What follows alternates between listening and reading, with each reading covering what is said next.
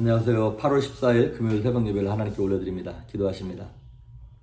하나님 감사합니다. 오늘도 생명을 허락하셔서 말씀으로 하루를 시작하게 하시니 감사합니다. 어지럽고 혼탁하며 혼미한 세상 속에서 하나님을 의지하여 적군에 달리며 주를 의지하여 담을 뛰어넘는 그 능력을, 그 영광을 경험할 수 있도록 오늘도 영혼육의 새 힘을 허락하여 주시옵소서. 오늘도 말씀 가운데 나아갈 길들을 보여주기를 소망하며 예수님의 이름으로 기도했습니다. 아멘. 우리 찬송, 옛 찬송과 새 찬송가 25장 면류관 보소서 주 앞에 드리세 우리 찬양하십니다. 면류관 보소서 주 앞에 드리세 저 천사 깊은 노래가 온 땅에 내 오락게 여소 주 찬송하여라 온 백성 죄를 사신 만왕의 왕일세 면류관 보소서 주 앞에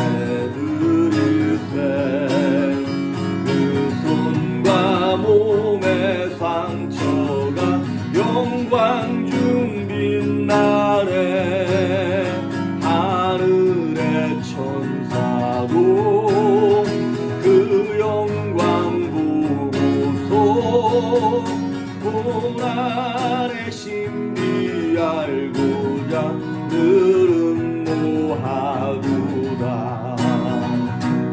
면류관 보소서 주 앞에 드리세 온 세상 전쟁 그치고 참 평화 오겠네 주 보좌 앞에서 온 백성 드려 그 한량없는 영광을 그 찬송합니다.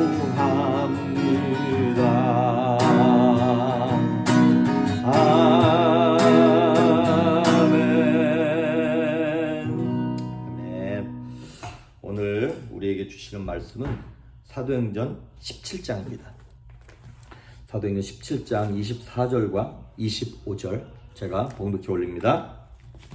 24절 우주와 그 가운데 있는 만물을 지으신 하나님께서는 천지의 주제시니 손으로 지은 전에 계시지 아니하시고 또 무엇이 부족한 것처럼 사람의 손으로 섬김을 받으시는 것이 아니니 이는 만민에게 생명과 호흡과 만물을 친히 주시는 이심이라. 아멘. 우리가 지금 어제 그제부터 성부 하나님에 대한 말씀을 보고 있습니다. 그래서 첫날은 하나님은 창조주 하나님이다.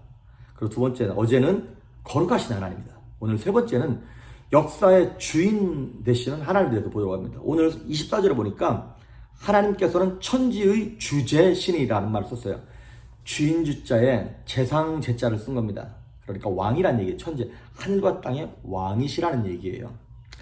자, 그런데 어떤 사람들이 이제 여기 글에 보면 이렇게 써 있어요. 어떤 사람들은 하나님이 세상을 만들어 놓고 아무것도 안 하고 방치해 놓으셨기 때문에 세상이 이 지경이 됐다고 얘기합니다. 하나님은 천지의 주제시고 왕이시기 때문에 태초부터 지금까지 친히 다스리시고 이 땅을 운영하고 계시잖아요. 그런데 안 믿는 사람들이 이 땅을 보면서 아니 도대체 코로나 바이러스도 그렇고 뭐 9/11 그 사태도 그렇고 막 전쟁이 일어나는 것도 그렇고 하나님이 세상을 만들어 놓고 아무것도 안 하고 방치해 놓으니까 세상이 이 지경이 된 거 아니냐고 그렇게 얘기합니다. 그런데 이렇게 얘기하고 있어요. 그러나 세상이 타락한 것은 인간의 죄와 그 죄를 뒤에서 방조한 사탄 때문입니다. 하나님이 이 세상을 그렇게 만든 것이 아니라 죄가 그렇게 만든 거고 우리가 그렇게 만든 거고 마귀가 그렇게 만든 거라는 거예요. 하나님은 세상을 방치해 놓지 않으셨습니다. 세상을 다스리고 계십니다. 그래서 세상이 이 정도라도 유지되고 있는 것입니다. 하나님이 세상을 다스리심을 믿는 하나님의 자녀들은 세상을 위해서 기도해야 합니다. 그렇습니다. 하나님은 역사의 주관자가 되셔서 이 땅의 역사를 이렇게 만들어 가시고 이렇게 해 가시는데 하나님이 일하시는 방법이 있어요. 첫째는 뭐냐면 하나님은 성실하게 일하시는 하나님이라는 거예요. 일하시는 하나님. 어떤 사람들은 그렇게 얘기합니다. 자기가 꿈이 뭐냐? 빨리 은퇴해가지고 크루즈 타고 다니면서 세계 일주하는 거라고. 빨리 일찍 은퇴하는 게 자기 소원이라고. 지금은 노동이 일하는 것이 저주가 되었죠. 왜? 죄 때문에. 그런데 사실 노동은 저주가 아니라 축복이었죠. 하나님도 일하시는 하나님으로 나타나지 않습니까? 6일 동안 일하시고 7일째 쉬셨어요. 하나님도 기쁘게 하셨고 좋아하셨던 거예요. 그리고 에덴 동산에서도 하나님이 아담과 하와에게 에덴 동산을 매니지할 수 있도록 일을 맡겨주셨던 거거든요.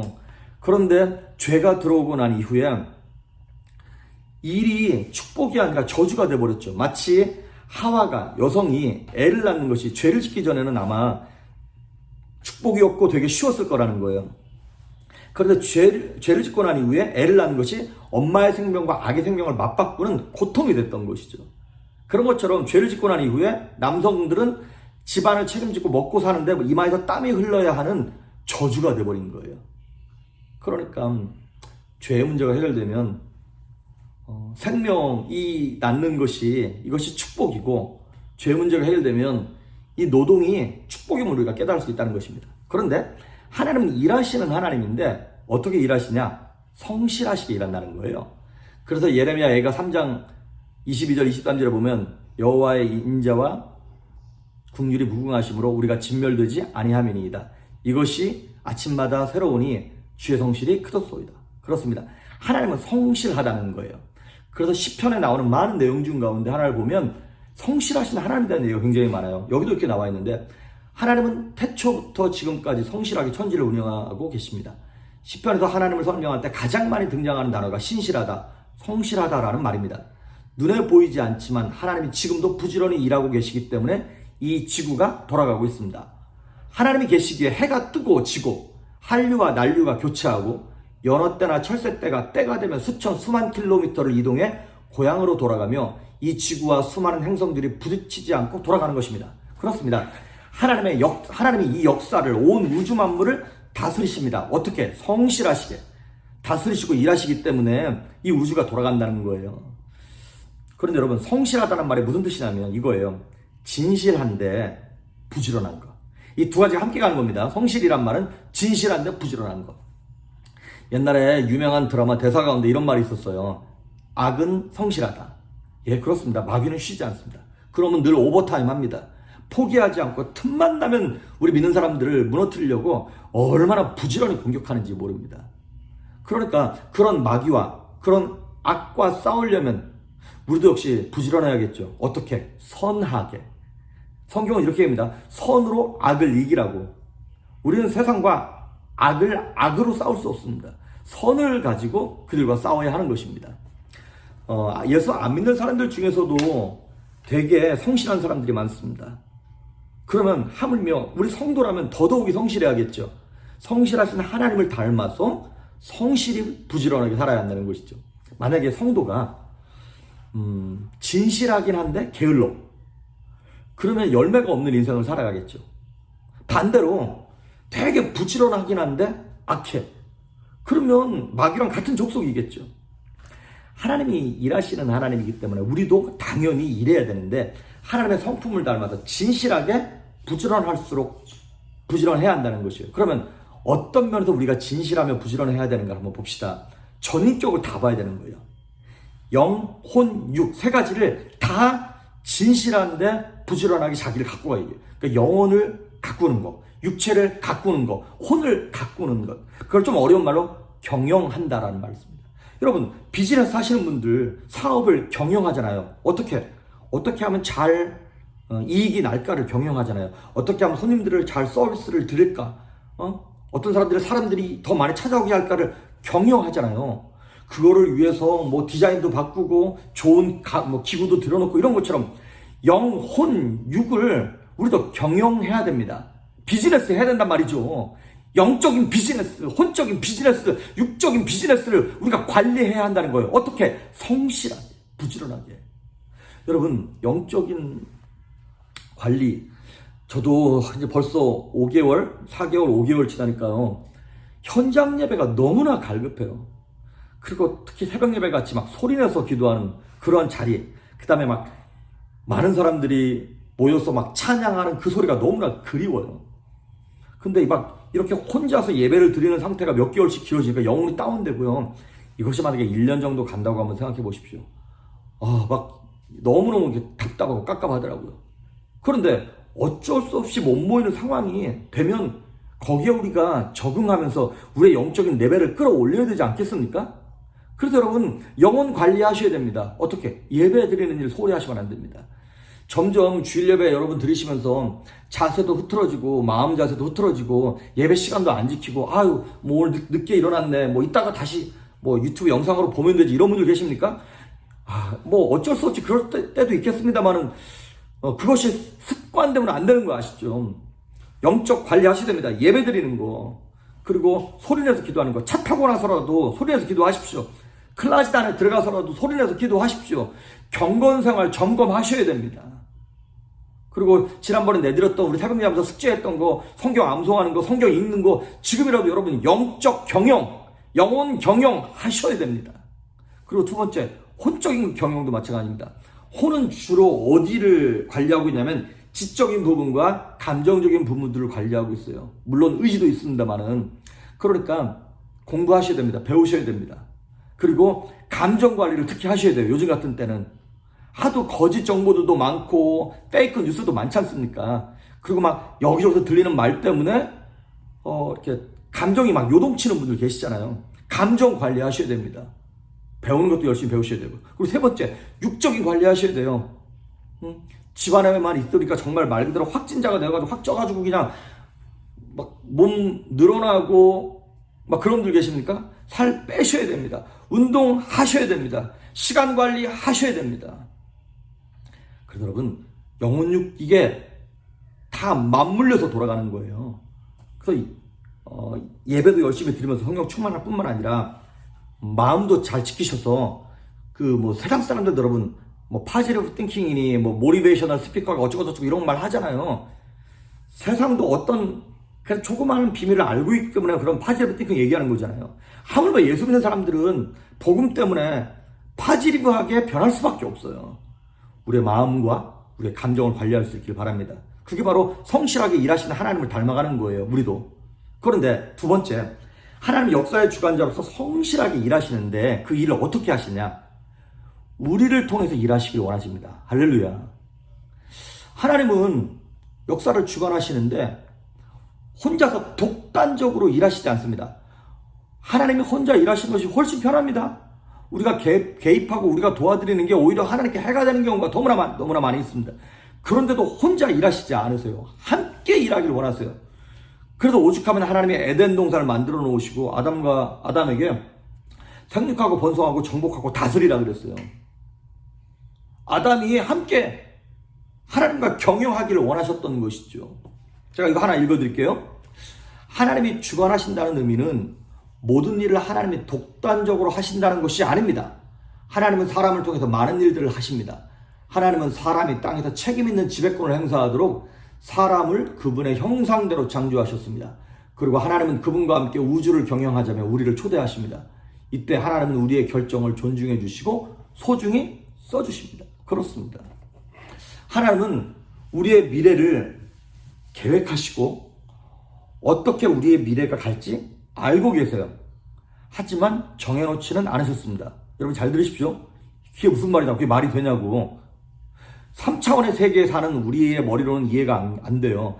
하나님이 제 앞으로 10년, 20년 이후에 모든 걸 다 어떻게 될지 알고 계시는데 그거를 정해놓지는 않으셨다는 거예요. 3차원의 세계에서는 이게 불가능하지만 4차원의 영적 세계에 올라 들어가면 이게 가능하다는 것이죠. 하나님의 자녀들이 어떻게 헌신하냐, 어떻게 기도하느냐에 따라서 하나님은 역사를 바꾸어 가십니다. 아멘. 하나님은 로봇가 아니세요. 한번 정해놓으면 무조건 그렇게만 돼야 되는 로봇가 아니세요. 그래서 요나가 기도했을 때 하나님이 결과를 바꾸시잖아요. 그런데 그 결과가 바뀔 것도 하나님은 아시고 계셨죠. 전지전능하시니까.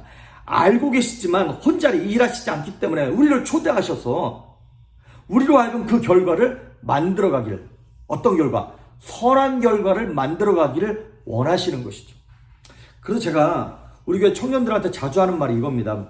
하나님은 너의 배우자를, 네가 어떤 배우자를 만나서 결혼할지 알고 계신다.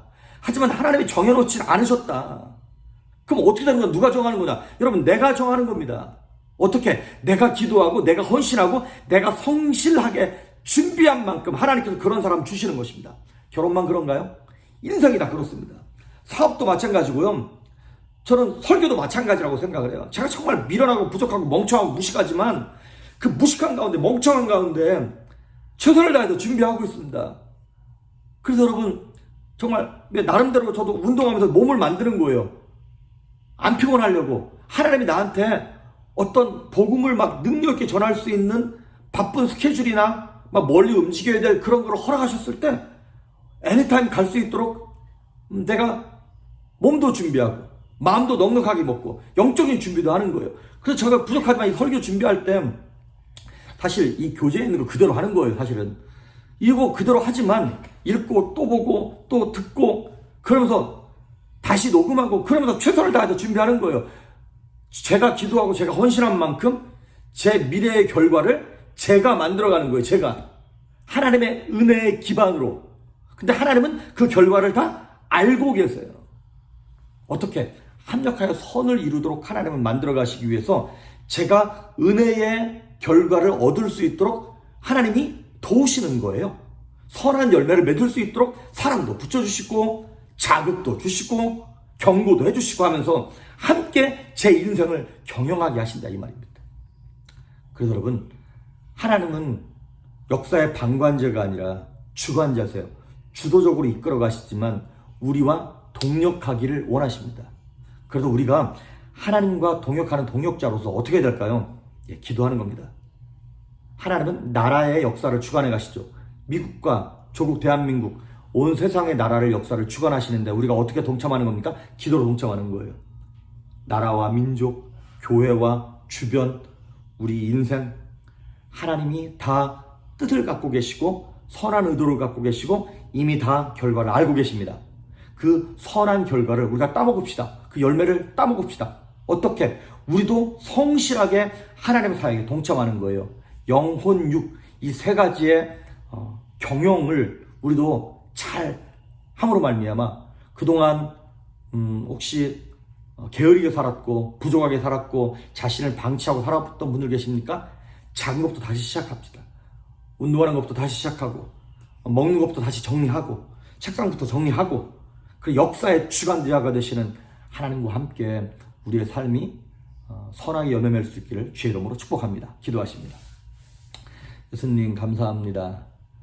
하나님께서 에덴 동산의 역사를 혼자 만들어가지 아니하시고 아담에게 일임하셔서 동역하셨던 것처럼 2020년도를 살아가는 이 온 세상의 역사를, 우리 조이풀교회의 역사를, 우리 가정과 자녀들의 역사를 하나님이 혼자 독단적으로 이끌지 아니하시고 우리와 함께 동역하길 원하시는 주님, 우리가 기도로 헌신하며 부지런함으로 헌신하며 내 인생을 하나님께 드림으로 은혜의 요소들과 팩터들이 우리 삶 가운데 자극으로 다가올 때 그 축복들을 놓치지 않게 하시고 그거를 발판 삼아 아름다운 열매, 최고의 열매를 맺을 수 있도록 사랑하는 성도들과 함께하여 주시옵소서.